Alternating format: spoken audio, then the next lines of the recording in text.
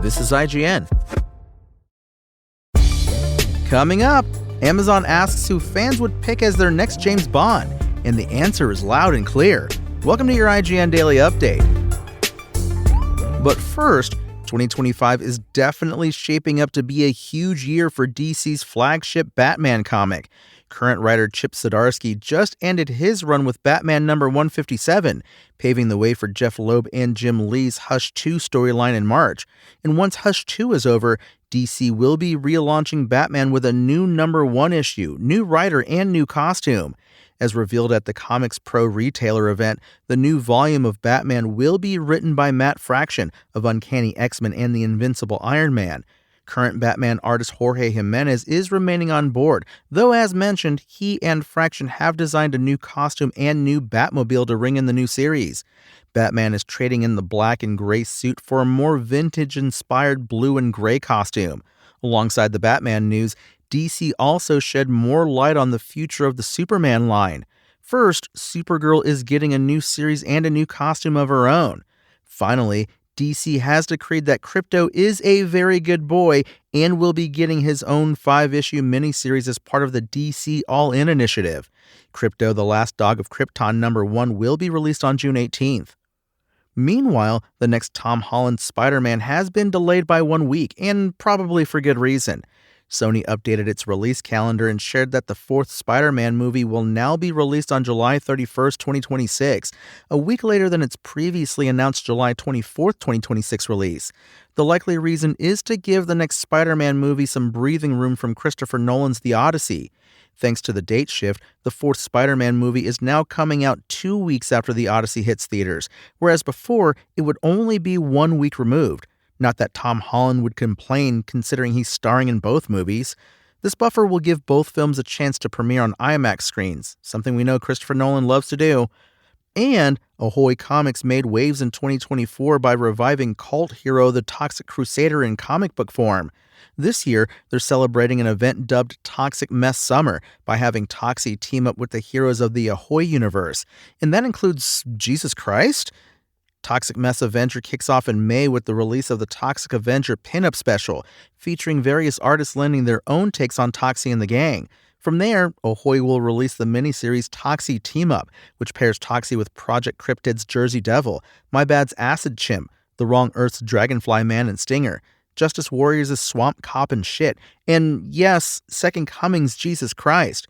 For those not familiar with this satirical superhero series, Second Coming sees Jesus return to Earth and become roommates with a superhero named Sunstar. Second Coming has garnered its fair share of both acclaim and controversy since the original series launched, and we doubt that's going to change as Jesus and Toxie join forces. Toxie will also be returning to the big screen in 2025. Visit IGN.com for all the details.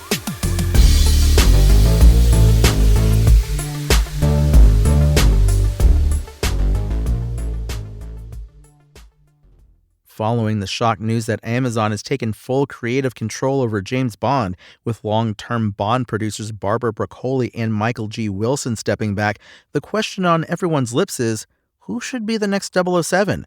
That's the question Amazon boss Jeff Bezos asked his followers on X or Twitter, and the answer was loud and clear. Yes, some are calling for the likes of Venom star Tom Hardy, the MCU's Idris Elba, Professor X actor James McAvoy, Magneto actor Michael Fassbender, and Kraven's Aaron Taylor Johnson, who was previously rumored to be the top of the list, to be given the role. But the clear fan favorite is Henry Cavill. It didn't take long after Bezos' tweet for Henry Cavill to trend online, and that's because of the sheer number of James Bond enthusiasts calling for the Superman and Witcher actor to take over where Daniel Craig left off. Some are now wondering whether Cavill's odds of playing the world's most famous spy have risen now that Amazon is pulling all the strings. Cavill signed on to star in and produce Amazon's hotly anticipated Warhammer 40,000 project. Could he also sign on to star as Bond? Of course, Cavill famously auditioned to play James Bond during casting for 2006's Casino Royale, and you can even see that audition online. Casino Royale director Martin Campbell has called the audition tremendous, but the then 23-year-old Cavill lost out to Daniel Craig because he was deemed too young. During a 2023 interview with The Express, Campbell said of Cavill, "He looked great in the audition. His acting was tremendous, and look, if Daniel didn't exist, Henry would have made an excellent Bond. He looked terrific. He was in great physical shape, very handsome, very chiseled. He just looked a little young at that time back then. It was ultimately down to, and this is what I've been told, it was just down to me and Daniel, and I was the younger option," said Cavill in an interview with Josh Horowitz. "They obviously went with Daniel, and I think it was an amazing choice to go with Daniel.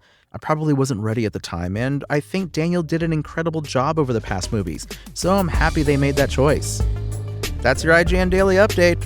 My name is Tony Jackson, and if you want more news on your favorite games and entertainment topics, make sure to visit us at IGN.com. You can also download our free app on your phone or console and subscribe to our weekly podcast through the podcast service of your choice.